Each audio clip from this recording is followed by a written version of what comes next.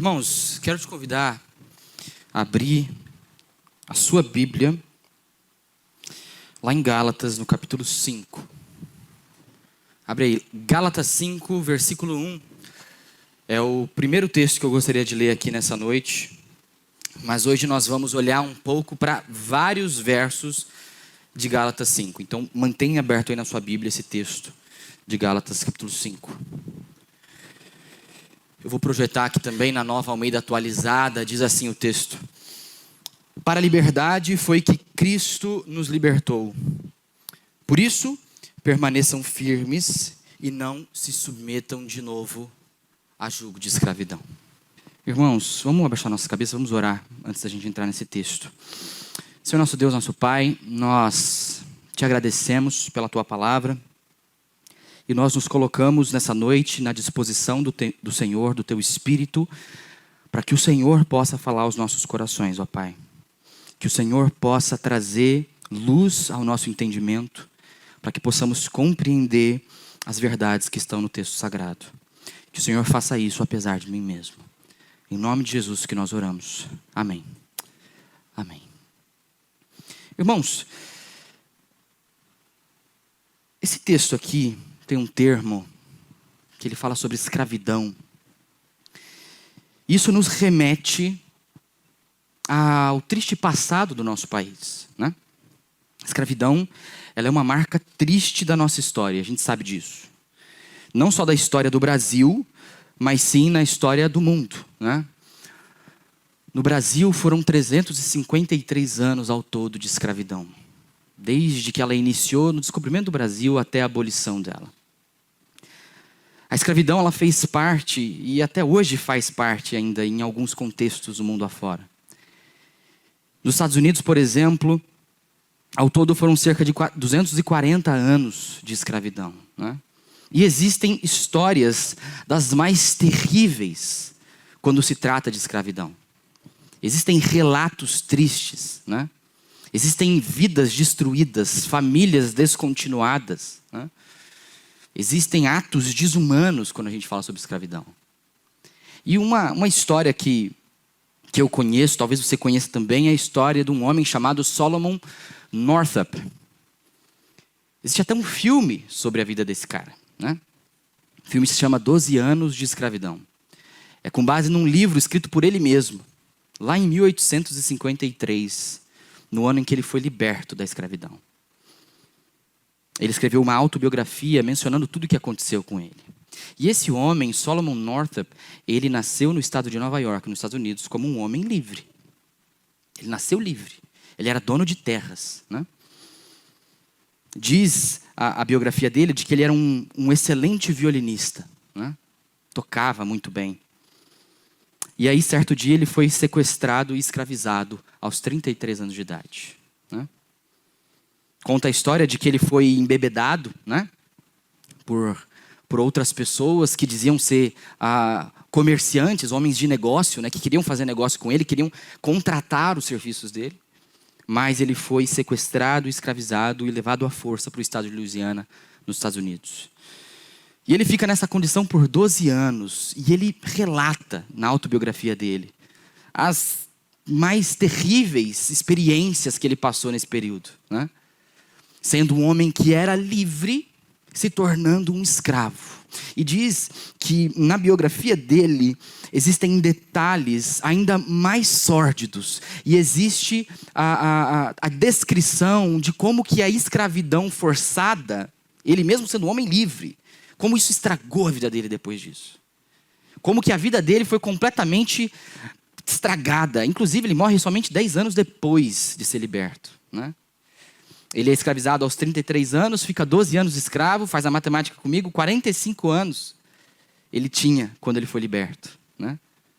Por causa de um homem, um empreiteiro que trabalhava no mesmo local que ele, que estava ali prestando alguns serviços para o dono desse escravo, né? E aí esse empreiteiro, eles conversando, ele se simpatiza com aquela história e fala: cara, isso não está certo. Ele dá ouvidos e aí ele entra em contato com as pessoas que conheciam o Solomon, e aí então ele consegue comprovar a liberdade dele, né? Mas apenas 10 anos depois disso ele morre. Não se sabe muito o motivo da morte dele, mas a história desse cara é motivo de grande indignação. É uma grande injustiça, na realidade. Não faz sentido. É um homem livre, né? É um homem livre. Como que ele pode, de repente, ser preso, ser escravizado, ser torturado, né? Ser obrigado a viver com outra mulher? Isso acontecia, né? Ele tinha família, ele tinha filhos.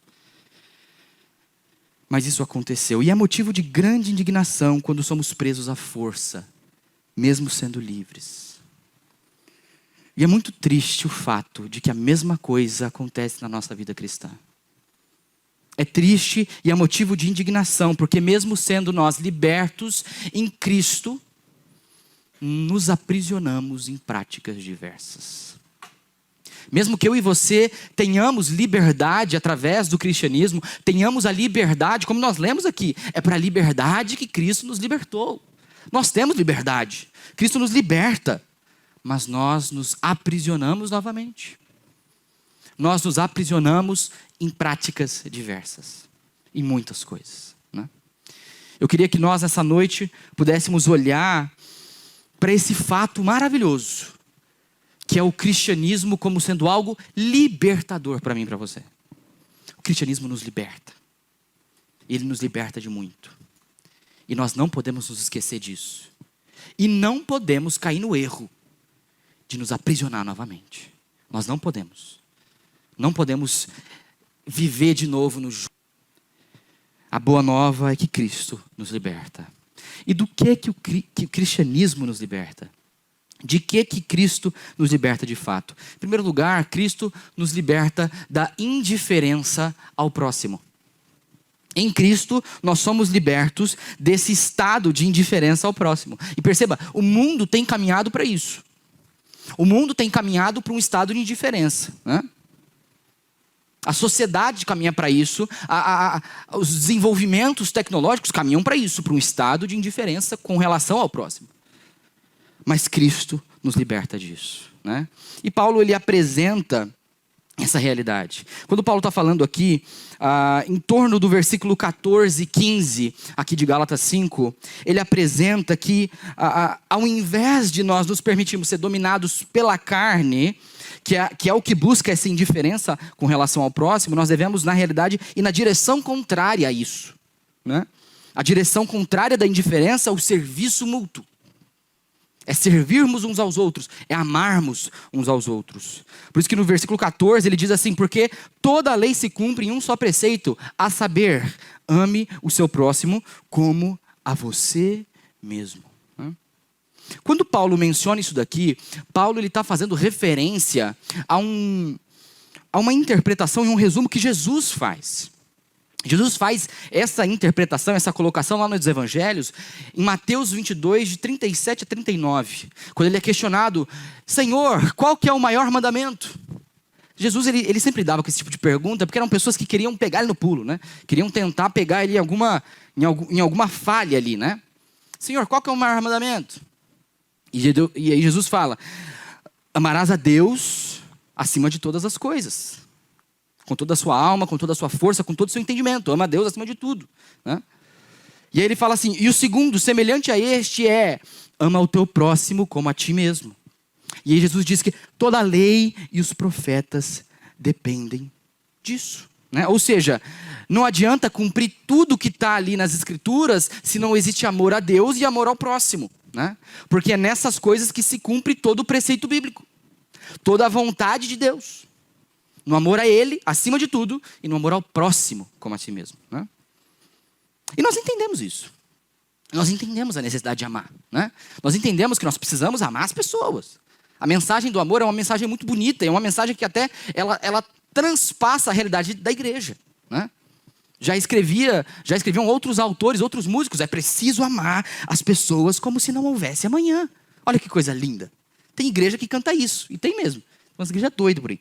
Mas enfim, a gente entende isso, a gente sabe dessa verdade. Mas o problema, eu acredito, está em quem é o próximo, né? E Jesus, ele já mexeu nesse ponto também. Lá em Lucas, no capítulo 10, Jesus, ele toca nesse ponto aqui. naquela famosa parábola do bom samaritano, né? Lá em Lucas 10, de 25 a 37, conta basicamente essa história que Jesus, ele estava ali com o povo, ele estava ensinando as pessoas, e aí um mestre da lei se achega e diz assim: mestre, o que eu faço para ter vida eterna? Alguém chega para Jesus e pergunta isso. O que eu faço para ter vida eterna? Aí Jesus pergunta, como é o mestre da lei, o que está escrito na lei? O que a lei diz? E aí esse homem, ele responde aquilo que Jesus mesmo ensina. Ele responde assim, ó: a lei diz que eu devo amar a Deus acima de todas as coisas. Eu devo amar meu próximo como a mim mesmo. A lei me fala isso. E aí Jesus, ele diz, então faça. Então vai, faça isso e você vai viver. Aí esse mestre da lei vai lá e pergunta para Jesus: mas Jesus, quem que é meu próximo? Quem que é o meu próximo que eu devo amar? Né? E aí Jesus prossegue com uma parábola. E ele diz que existe um homem que descia de Jerusalém para Jericó. E no meio desse caminho, na descida de Jerusalém para Jericó, provavelmente um homem religioso, que fazia essas caminhadas por motivos de datas religiosas mesmo, né? Ele foi pego por ladrões nesse período, no meio dessa caminhada. E sendo pego por ladrões, ele foi espancado, ele foi esbofeteado, ele foi roubado, pegaram tudo que ele tinha, inclusive as vestes, deixaram ele semi-morto, diz o texto de Lucas 10, que ele ficou à beira da estrada, prestes a morrer, nu, né? E aí diz que, por acaso, esse homem ali na beira da estrada, quase morrendo, passa um sacerdote. Quem que era um sacerdote? O sacerdote era um líder religioso dos judeus, né? Era um homem que deveria ser exemplar. E esse sacerdote passa, mas ele passa ao largo. Ele desvia, ele fala, eita, peraí. Como se fosse um bicho morto, né? Que cheira mal. Então eu vou me afastar. Sai pra lá. Exatamente uma atitude de indiferença com aquele homem. E diz que ele passa ao largo. E pouco depois passa um levita. Um levita também, um servo do templo, né?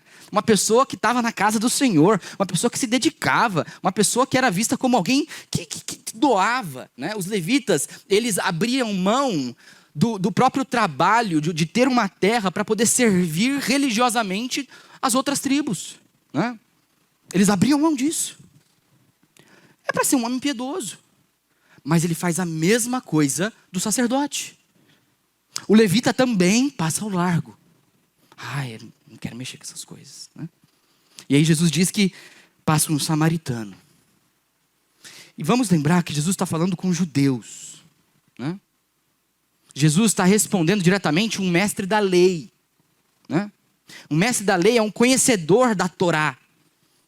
Era aqueles homens engravatados, conhecem as escrituras sagradas, conhecem os rolos, sabem ler hebraico, né? Eles escrevem os textos, eles conseguem entender aquilo, coisa que não era todo mundo que conseguia, né? E ele está dizendo, passou um samaritano. O que é um samaritano? Um samaritano é um traidor. Um samaritano é uma raça impura.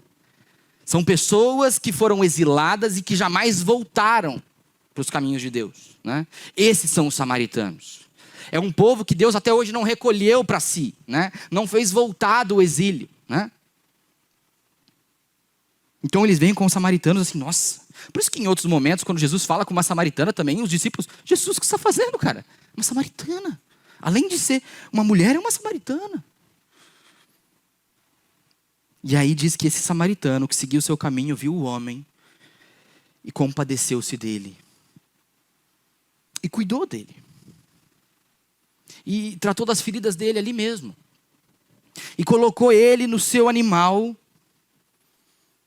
E levou. Cuidou daquele homem na beira da morte. E diz que deixou ele numa hospedaria. Deixou dinheiro para que ele fosse cuidado pelo dono da hospedaria. E disse assim, cuida desse cara. E se acontecer mais alguma coisa, se tiver mais algum custo, eu passo aqui na volta e eu cubro. Mas cuida dele, né? E aí Jesus fala assim, quem desses três, o sacerdote, o levita, o samaritano, quem desses três parece ter sido próximo do homem que estava quase morto no chão, né? Aí o mestre da lei diz, aquele que teve misericórdia. Aí Jesus responde, então vai e faz o mesmo, né? Hoje nós vivemos um estado de indiferença muito semelhante desse sacerdote, desse levita, né? Na realidade, o mundo caminha para isso. Os desenvolvimentos caminham para isso, né? Porque todas as coisas, elas estão se desenvolvendo para que eu e você nos tornemos mais individualistas. Para que eu não precise de você, né? Eu não preciso aprender com você, eu posso aprender com um robô. Que sabe bastante, inclusive, né? Eu posso conversar com o ChatGPT. E ele é legal. Às vezes as piadas dele são mais engraçadas do que muita gente, né? Nós temos tudo hoje na palma da nossa mão. Nós queremos tecnologias que facilitam o nosso dia a dia, que facilitam o nosso trabalho, que facilitem e que impeçam, na realidade, nossa interação com pessoas, né? Isso tudo nos leva para um estado de indiferença, que é muito perigoso. Paulo ele exorta nos versículos 14 e 15 de Gálatas 5, ame o seu próximo como a você mesmo. Mas, se vocês ficam mordendo e devorando uns aos outros, tenham cuidado para que não sejam mutuamente destruídos. Paulo está dizendo que esse desamor indiferente, ele é destrutivo no âmbito da igreja, né? O desamor dentro da igreja, ele destrói nossa comunidade. Ele corrói os nossos vínculos, né? E isso acontece quando nós provocamos a desunião. Quando nós provocamos as divisões, né? Quando nós estamos falando aqui sobre quem está ali e sobre a situação que aconteceu lá, e buscando gerar algum tipo de discórdia, buscando gerar algum tipo de problema e levantar essa poeira, né? Mas não percebemos que pouco a pouco estamos destruindo o corpo por falta de amor. A nossa própria carne, ela caminha para isso, sabe? Porque a nossa carne gosta. A nossa carne, ela gosta às vezes de divisão, de problema, de caos, né? Perceba, o mundo gosta disso. O mundo, que eu digo, é o mundo que apedreja pessoas. Seja com pedras, seja com palavras, seja no Twitter ou X, né? O mundo faz isso. O mundo gosta dessa destruição, de destruir os vínculos. O mundo gosta da indiferença, né? Porque quando você joga uma pedra no meio da multidão, é a mesma coisa de proferir um xingamento, um julgamento através da internet, né? A nossa carne gosta disso. Mas nós não podemos viver presos ao que a sociedade quer e ao que a nossa carne quer. Porque Cristo nos liberta desse viver destrutivo.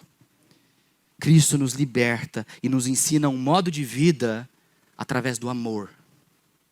Um modo de vida que não busca destruir o próximo, mas sim que busca amar como a si mesmo, né? E Ele nos chama e nos liberta desse viver destrutivo. Jesus Cristo, Ele nos liberta da indiferença ao próximo. Nos liberta desse viver destrutivo da indiferença. Nós vemos aqui também no texto de Gálatas 5, que o cristianismo nos liberta da imagem religiosa. Olha só. Um grande problema ali na igreja dos Gálatas era o tema da religiosidade. Especificamente, da circuncisão, né? Aparentemente, tinham alguns cristãos judeus da igreja que estavam defendendo a necessidade dos novos convertidos gentios de serem circuncidados, né? Isso era um problema.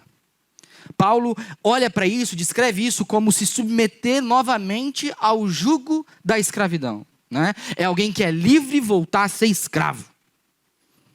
E parece que existe lá uma persistência nessas práticas religiosas judaicas dentro do âmbito da igreja.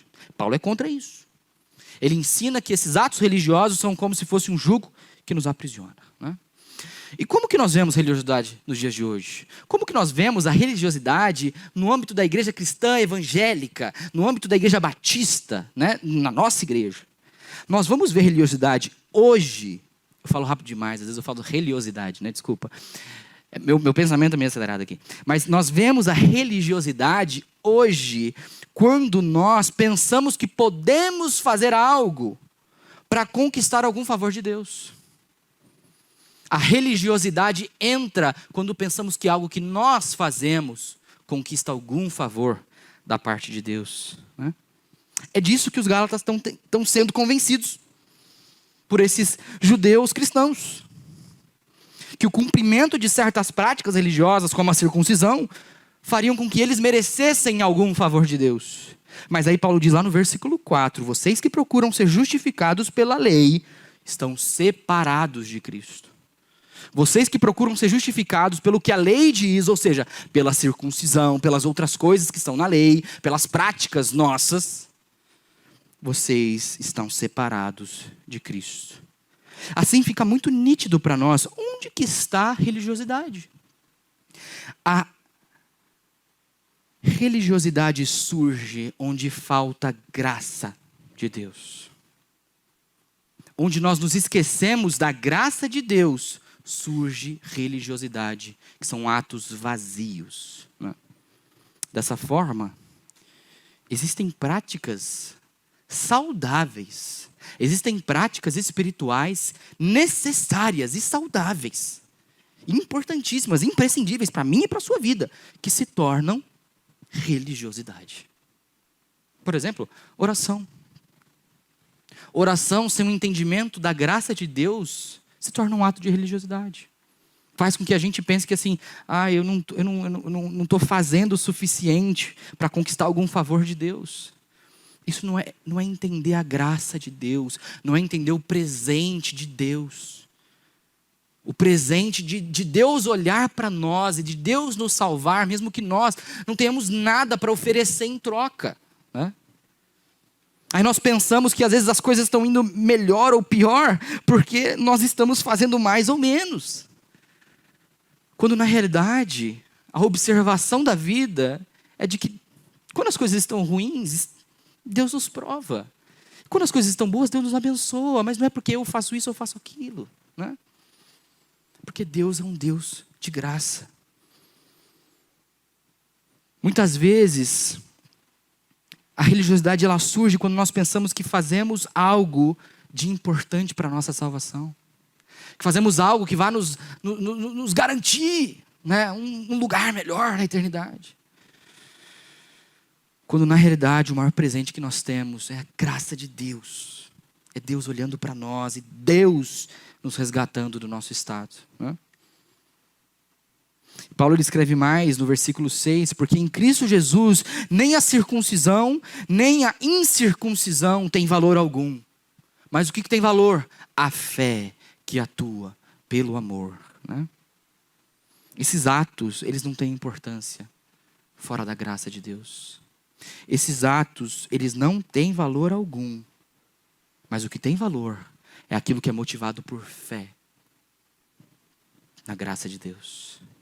Não estou dizendo que a gente não deve orar, que a gente não deve ler, que a gente não deve jejuar, que a gente não deve participar. Nós devemos, motivados pela fé. Pela fé na graça. É uma questão de prioridade. A gente sempre fica confuso nisso. As coisas que nós fazemos, nós não fazemos para ter algo. Nós não oramos, não lemos a Bíblia, não temos práticas devocionais, não temos constância para termos algum favor de Deus. Não é o local. Nós fazemos todas essas coisas porque nós já temos. Nós fazemos essas coisas porque nós já ganhamos. Nós já ganhamos favor de Deus. Por isso eu leio, por isso eu oro. Por isso que eu tenho o meu devocional, por isso que eu dedico a minha vida ao Senhor. Porque eu entendi que eu não mereço nada desse Deus. Que eu não mereço nada vindo dEle. Mas que mesmo assim, Ele me abraça. Mesmo assim, Ele me abençoa. Mesmo assim, Ele cuida. Mesmo assim, Ele nos toma como filhos, né? Por isso que nós fazemos o que nós fazemos, né? Motivados pela graça. A fé que atua pelo amor. A fé na graça de Deus. A fé de que não existem obras que possam conquistar nada da mão de Deus. Mas sim, simplesmente, a graça. Não é? O cristianismo liberta dessa imagem religiosa. E essa imagem religiosa ela é muito perigosa. Porque ela engana. Né? Às vezes ela não engana só a nós que estamos olhando de fora. Ela pode nos enganar. Nós podemos viver num engano de nós mesmos. Pensando assim, nossa, mas eu estou fazendo tudo certinho. Né? Eu estou indo sempre na igreja, eu estou participando da Life Educa, eu estou participando da pausa. Eu estou orando, eu estou lendo. Mas a gente está entendendo a graça de Deus? Porque entender graça é entender que nada disso que eu faço me coloca mais perto de Deus ou mais longe. Nada disso que eu faço faz com que Deus olhe para mim de um modo diferente, não. Ele olha para nós com um olhar amoroso, porque Ele é um Deus gracioso. E nossa, isso me constrange. Como Paulo fala em 2 Coríntios 5, o amor de Cristo nos constrange. Isso me constrange de um jeito que eu quero viver para Ele. É uma ordem diferente das coisas. Nós precisamos tomar cuidado com a imagem religiosa. O cristianismo nos liberta disso.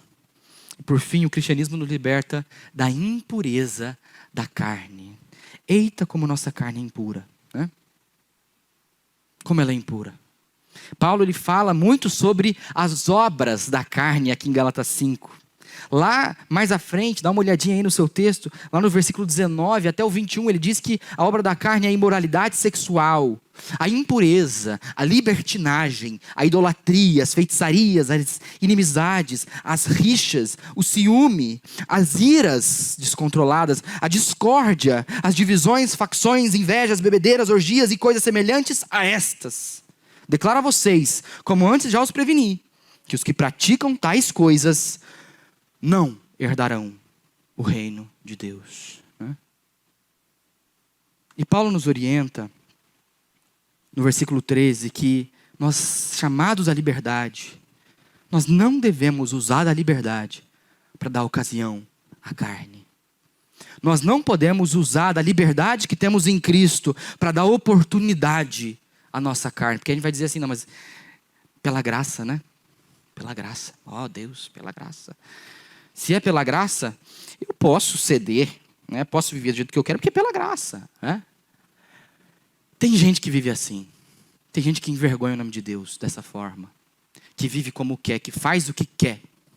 E que diz ainda que é crente, que é às vezes até líder, que vai até abrir igreja.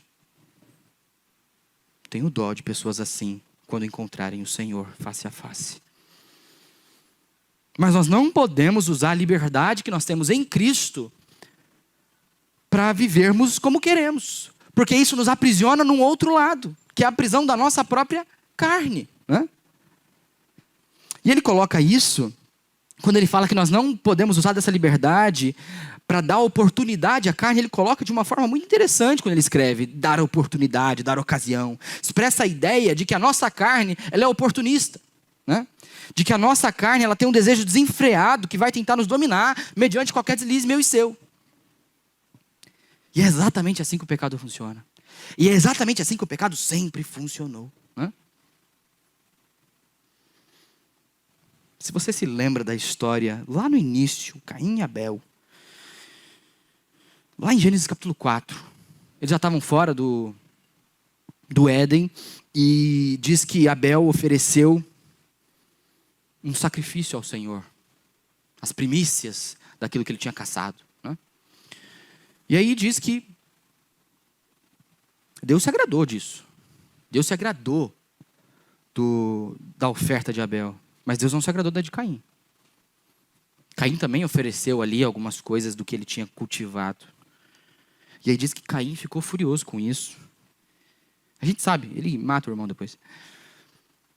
Mas lá em Gênesis 4, segunda metade do versículo 7, diz que Deus falando para Caim, mas se você fizer o que é certo, se não fizer, perdão, o que é certo, é isso que o pecado está à sua porta, à sua espera. O desejo dele será contra você, mas é necessário que você o domine. Deus já avisa ali como que o pecado funciona. Como que a carne funciona. Quando Deus fala que o pecado está à sua porta, à sua espera, é como se ele fosse um animal selvagem que está pronto para devorar, que está pronto para dar o bote, né? Esses dias eu vi um videozinho engraçado que me assustou. É um cara que ele está andando no mato assim, ó, ele está filmando umas coisas e de repente uma onça aparece e pum, né? Não queria ser ele. Mas é assim que é o pecado. O pecado ele está aqui, ó, quietinho, quietinho, igual uma onça no meio do mato. E de repente, né? Ele ataca. Ele espera uma oportunidade. O pecado ele é oportunista. Nossa carne é oportunista. E o mundo também é oportunista. Ai de nós, que vivemos na nossa carne no meio do mundo, né? Porque o mundo também sempre aguarda a oportunidade certa para seduzir você. E a gente mal consegue perceber, mas o mundo já tem nos seduzido pouco a pouco, sabia? O mundo tem intencionalmente nos dessensibilizado com relação ao pecado. Nos dessensibilizado. Nós estamos sendo pouco a pouco dessensibilizados com relação à imoralidade. Ontem eu falei sobre isso. Eu estive na Igreja Batista Fazenda Velha falando para os jovens lá. E nós falamos sobre isso, sobre o bom e o mal. E como que hoje a ênfase maior está no mal, né? Como que hoje os filmes falam sobre o mal. Existem os filmes sobre os vilões, né? E a gente torce para os vilões.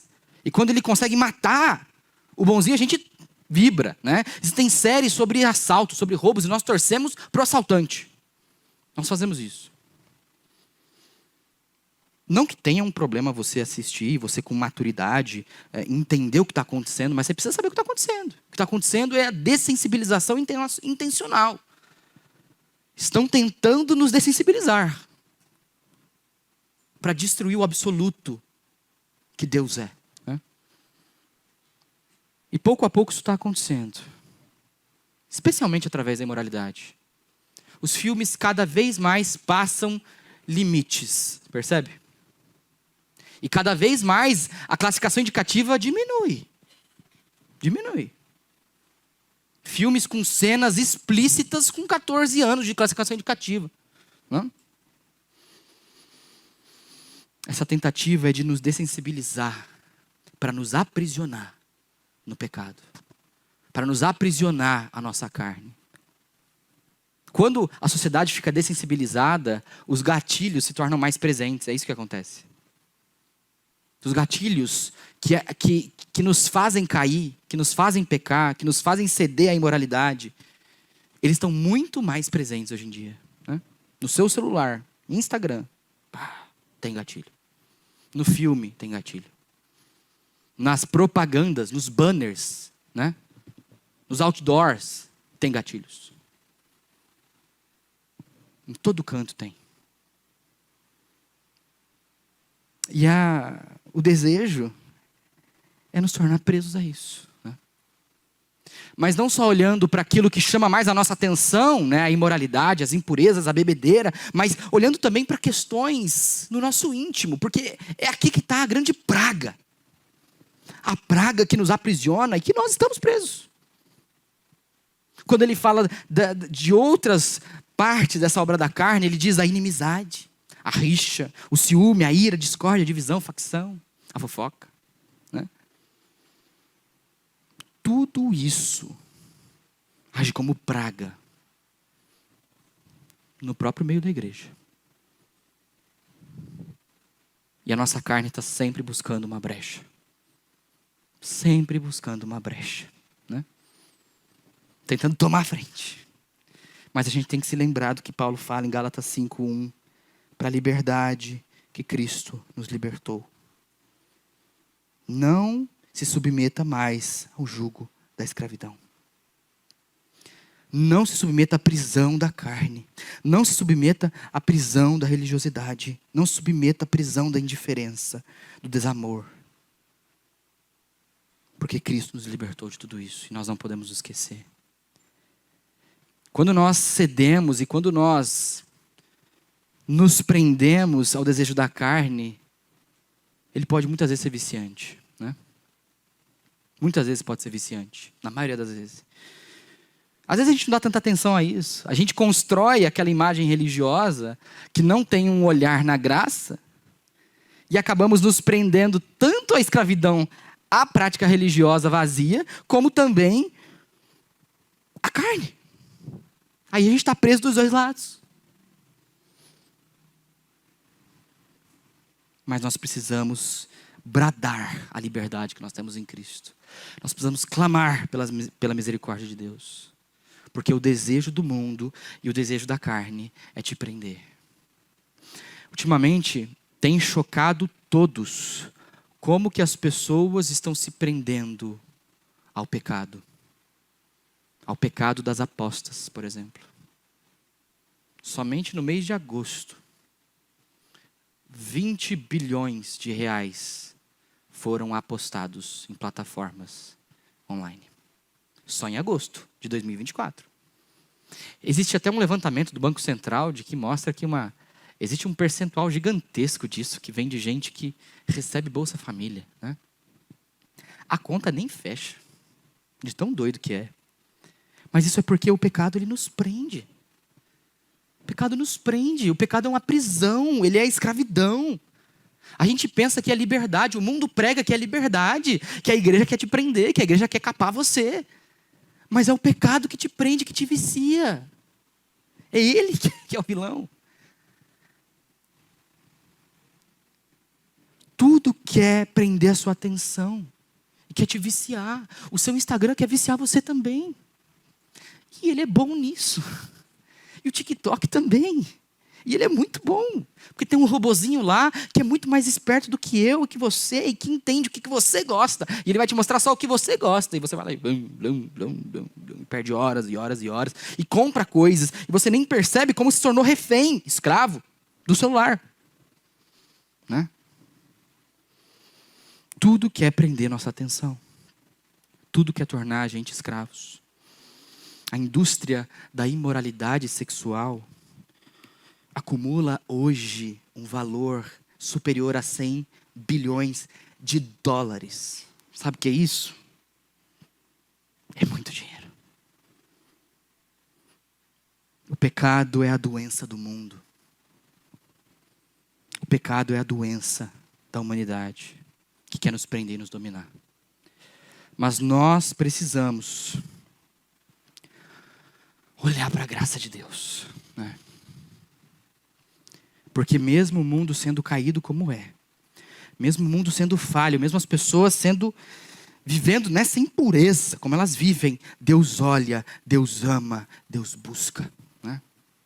E Deus manda nos manda, para a gente estar nesse mundão aí, e pregar, e ser luz, e não se contaminar, porque nós fomos libertos por Cristo.